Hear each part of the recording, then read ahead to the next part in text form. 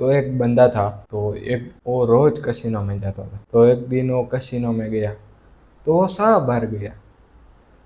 सब हार तो गया और लाया पैसा, तो सब हार गया। उसकी चड्डी बनियान भी बिक गई साले की, तो भी नहीं रुका। फिर वो कसिनो से बाहर निकल गया। तभी उसको एक रास्ते में वाटरमेलन मिला, यानी तरबूज मिला। तो उसने उठाया कि हाँ, भगवान भगवान ने दे दिया कुछ खाने को। तो उठाया, वो भी उसके नसीब में नहीं था, वो खाली निकला। तो उसने वो फेंक दिया नीचे। तो फेंक दिया तो उसमें से एक जीन निकला। वो जीन बोला, आप हुक्म करो मेरे आका, आपको क्या चाहिए।